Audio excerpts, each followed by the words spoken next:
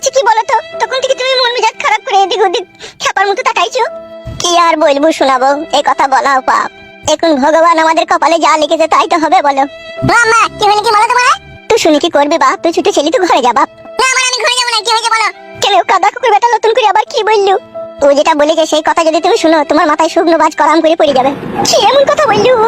বাবলা Tiger গুড়, একটু ঘরে যাও তো বাপ। শোনো আমার, তোমার মায়ের সাথে আমার একটু কথা আছে। বাবা তুমি ভয় করছো কেন? কি হয়েছে বলো না আব্বা। যাও বাপ, শোনো আমার, ঘরে যাও, আমি তোমাকে বলছি, তুমি একটু ঘরে যাও। হ্যাঁ বাপ। বেশ বাবা, ঠিক আছে।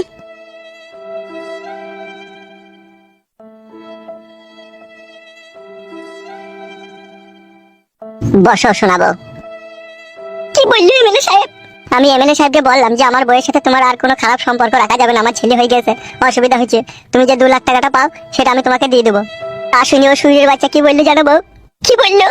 বলছে বে সুইরের বাচ্চা, বুকাচুদা, শালা হারামি, অমানুষের বাচ্চা, তোর বউয়ের সাথে যদি আমি সহবাস না করতে পাই, তুই যে 2 লাখ টাকাটা লিয়েছিস, ওই 2 লাখ টাকাটা সুদে আসলে 22 লাখ টাকা হয়েছে, তো 22 লাখ টাকা দিবি।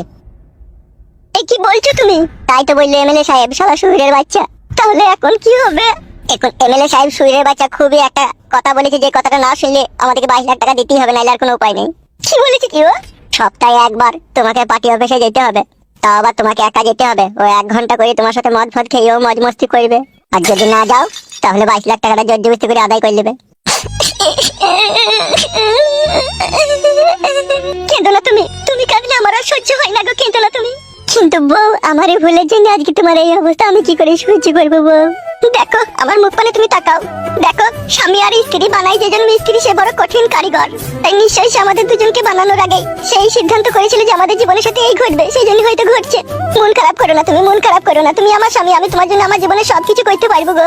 বউ গো, এই জন্যই বলে স্বামী স্ত্রী, স্বামী স্ত্রীর যদি মনোমিল থাকে পৃথিবীর কেউ সেই সংসার ভাঙতে পারে না। আজকে তুমি আমার জন্য নিজের শরীরটাকে পরপুরুষের কাছে তুমি দিয়ে দিচ্ছ, শুধু আমার কারণে, অথচ তুমি আমাকে একবারও অপমান করনি, একবারও খারাপ ভাবনি। আমি যে এই পরিস্থিতির শিকার হয়েছি তা তুমি খুব সহজেই বুঝতে পেরেছো। এখান থেকে যথাযথভাবে প্রমাণিত হয় তুমি আমাকে মন থেকে সত্যি করেই ভালোবাসো, আর এইভাবেই তোমাকে সারা জীবন আমি ভালোবেসে যাবো। তোমাকে আমি কারো কাছে কখনো অপমানিত হতে দেবো না। ওরে আমার শোনা বউ রে, ভগবান তোমাকে দীর্ঘ আয়ু দান করুক, সারা জীবন তুমি বেঁচে থাকো। এক এক সময় ইচ্ছা হয় বউ তোমার ওই পা ধুয়ে আমি পানি খাই 1 গ্লাস। ছি ছি, ও কথা বলো না গো, আমার গুনাহ হবে। তুমি যদি এরকম কথা বলো, আমার মৃত্যুর পর আমি ভগবানের কাছে কোনো ঠাঁই পাবো না গো। তার কারণ ভগবানের পরের সম্পত্তি হচ্ছে স্বামী, আর স্বামী তার কাছে ভগবানের মতনই লাগে। আর সেই ভগবান যদি আমার পা ধুয়ে পানি খায়, আমি যে পাপের সাগরে ডুবে যাবো গো।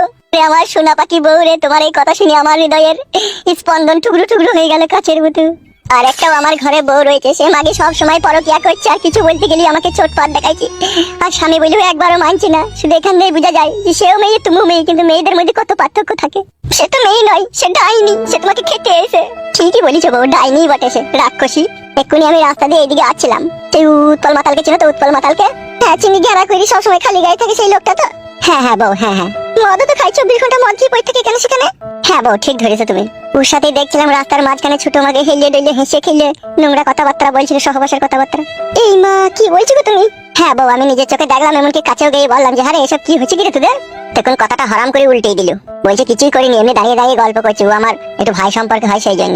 আর আমি নিজের কানে শুনলাম, বুঝলাম রাত্রে লাগাবার কথা বলছিল, আর কাছে যেতেই কথাটা উল্টে দিল, বলছে এমনি কথা বলছিলাম, গল্প করছিলাম।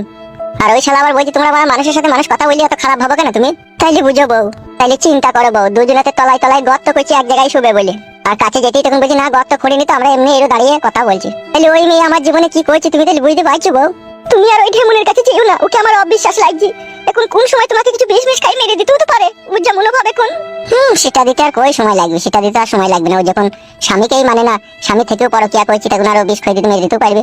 সেই জন্যই কথাতে বলে বউ সবাই হইতে পারে না, আর বউ সব মেয়ে হইতে পারলেও স্বামীর যে কর্তব্য সেটা পালন করতে পারে না। ওই জন্যই তো সব মেয়ের কপালে ভাতারও জুটে না। ভাতা যায় বা জুটে, তাদের ভুলের কারণেই তাদের জীবন থেকে চলে যায়। ভাতারকে ভালোবেসে শাড়ির আঁচলে বেঁধে রাখতে গেলে একটি ভালো মনের প্রয়োজন হয়, আর সেটা তো সব মেয়ের কাছে থাকে না। সেই জন্য তাদের জীবন থেকে তাদের স্বামীরা হারিয়ে যায়। বাহ, সত্যি বউ, তোমার জ্ঞান আর বুদ্ধির কাছে আমি আজকে নিজেই লজ্জিত হয়ে যাচ্ছি। জি ভগবান, সত্যি আমাকে বউ দেয়নি গো। এক আসমানের কোণে থাকা এমনই এক ঝলমলে মণিমাণিক্য তারা, যা তার আলোতে আমার গোটা ঘর আলোকিত হয়ে যাচ্ছে। তুলনাহীন, তোমার কোনো তুলনা নেই গো বউ। থাক, আর ওভাবে বলতে হবে না। তুমি বসো, আমি তোমার লেগে একটু লেবু শরবত করে আনি ঘরে থেকে। লেবু শরবত? হ্যাঁ, তুমি অনেকক্ষণ থেকে কথা বলে বলে তোমার গলা শুকিয়ে গেছে, তাই আমি একটু লেবু শরবত করে আনি। আরে আমার শোনা বউ রে, যাও যাও বউ যাও।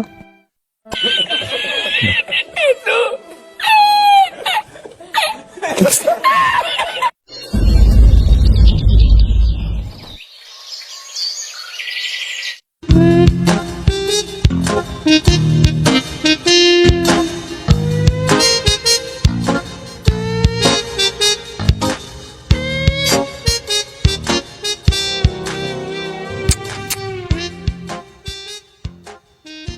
বৈশাখী কি করছিল?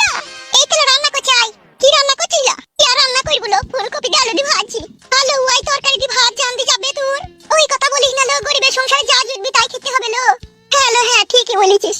আমাদের গরিবের সংসারে যা জুটবি তাই খেতে হবে, আর পরপুরুষের সাথে পরকিয়া করতে হবে। এটাই তো আমাদের জীবনের আসল সুখ লো। হ্যাঁ লো, হ্যাঁ ঠিকই বলেছিস লো। হ্যালো, তা তুই যাকে ভালোবাসিস তাকে বলেছিলি তো একটা ছেলে জোগাড় করতে? হ্যালো, তোকে তো বলাই হয়নি লো আসল কথাটা। হ্যালো বল।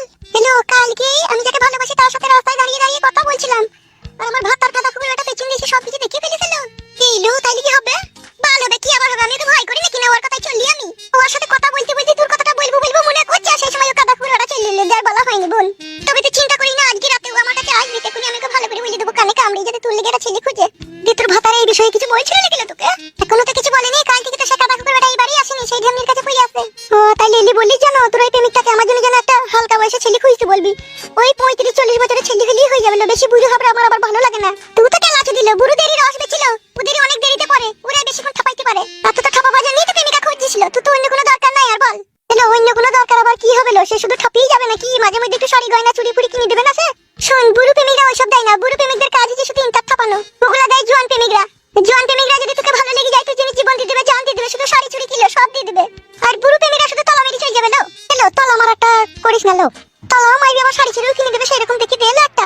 বেশ ঠিক আছে, আসুক, আমি দেখি বলি, দেখি কি কদর কি করতে পারে ও। তুই তো সেই এক সপ্তাহ থেকে বলবো বলবো বলবো বলবো করে আর বলতিস না লো। এত দেরি হয়ে গেলে তলাতে যে জং ধরে যাবে লো আমার। কেন লো, তোর মাথার কি জং ছাড়াইছি না নাকি? ভাত আর কাদা কুকুর কথা আর বলিস না বোন। সে ফেদা কুকুর বেটা রাত 10-11টার সময় গেজা খেয়ে বাড়ি আসবি, বলবি ভাত দে। এই আমি ওকে ভাত তরকারি খুলে দুবার উঠি পড়ে টুটি করে গিলি লিবে, গিলি লিবে বুড়ো হয়ে শুয়ে পড়বে লুঙ্গিতে গেট মেরে। এই লো, তাহলে জং ছাড়াই না ও? হ্যালো, তোকে তাইলে আমি কি বলছি আর তুই কি শুনছিস?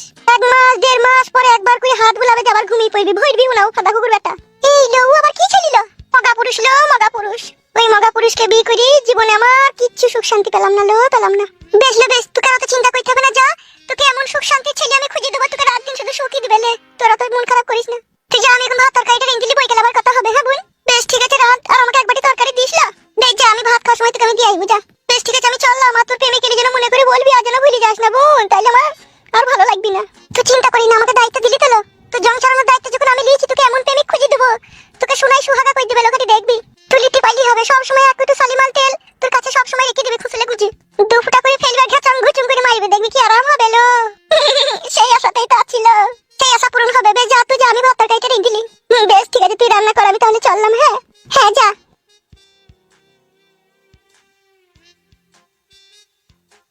বলে ছুরি লেগে তরকারিটা আমার পুরি লেগে গেল। তুমি কি বলছো বলো ফালতু? আমার বাবা মা কিন্তু আমার বিয়ে ঠিক করছে। কোথা বিয়ে ঠিক করছে তোমার? বাবা নাকি বলছিল বসিরহাটে ঠিক করছে। বাবা লো, বসিরহাট অনেক দূর তো গো। কি করব, ওইখানে আমার একটা মামাইতো ভাই থাকে, তার হাত দিয়ে যোগাযোগ করছি। সেই জন্যই তোমাকে বলছি, কি করবে তাড়াতাড়ি করো বলো। তোমার যে আব্বা এক গোয়ারি লোক, অনুষ্ঠান করিতে তোমার সাথে আমার বিয়ে দিবে না। তোমাকে বিয়ে করতে গেলে তো নিয়ে পালাইতে হবে। পাঁচু কি বলিস? পালাইতে হইলে পালাইতে হবে, কি করার আছে আর? এখন যে বড় উকেলি পালাবো, মাল করেও তোমার হাতে নাই রে সেরকম। মাল করি তো মেয়েরাই বাড়ি থেকে নিয়ে যাইবে, ছেলেরা লেয় লেগে, তাই না? ছেলেদের কাছে থাকে। তাইলে আমার কাছে তো টাকা পয়সা নাই, তাইলে তুমি চলো, কিছু টাকা পয়সা লিয়া, সোনা দানা লিয়া লিলাও দি, চলো পাই চলো। সোনাদানা আমার কাছে আছে, সোনাদানা তো সব মায়ের কাছে বাস করে ভরা আছে, সেই বিয়ের দিনকে বাই করে দিবে। যন্ত্রণা তো তাইলে। মারা কি করবো রে পাঁচু, তো কাটা খাই নুনে ছিটি দেয়। সেইটাই তো রে মারা। এইগুলো আগে একটু একটু ভাবতে হয়, বুঝলো তো? শুধু কানা বুবার মতো প্রেম ভালোবাসা করে গেলেই হয় না। আমি তা জানি তোমার আব্বা এত তাড়াতাড়ি তোমার বিয়ে ঠিক করে ফেলবে। এখনো আলু আমার থোর অবস্থায় পড়ে আছে, আলু উইললি পারে আবার গোটা 10,000 টাকা হাতে আসতো। তাইলে পালাইতে পারবে না আমাকে নিয়ে? বললাম আমি যে পালাইতে পারবো না তোমাকে নিয়ে, অবশ্যই পালাইতে পারবো, একটু ভাগ্য দাও আমাকে। হ্যাঁ, টাকা পয়সাটা একটু ব্যবস্থা করতে হবে, ওটাও তো একটু টাইম দিতে হবে বলো। ঠিক আছে, টাইম লাও, চিন্তা ভাবনা করো, যা খুশি তাই করো। ভালো করে চিন্তা করবে, যদি তোমার জীবন থেকে আমি হারিয়ে যাই, তাহলে এইটুকু মনে রাখবে তোমার ভুলের কারণেই হারাবো। কারণ সময় থাকতে আমি তোমায় বারবার করে বলছি আমাকে নিয়ে পালিয়ে চলো, পালিয়ে চলো। আরে কাছে পয়সা থাকলে বারবার বলতে তো, এখনই লি তোমাকে পালাতাম আমি। এখন তোমাকে বাড়ি থেকে বাইক হইলে গেলে বারে ঘর ভাড়া চাই, বিয়ে শাদী করতে হবে, হাড়ি পতিলা কিনতে হবে, 2-4 মাস বাইরে থাকতে হবে, মিনিমাম 40-50 হাজার টাকা কাছে চাই। আর এখন তোমার আমার কাছে আছে 250 টাকা, আবার এই এত বড় চিন্তা দিয়ে দিলা তুমি। বেশ, চিন্তা ভাবনা করো, 40-50 হাজার টাকা জোগাড় করো, কিন্তু শুনো, হাতে সময় খুব কম, মনে রেখে দিবে, ঠিক আছে?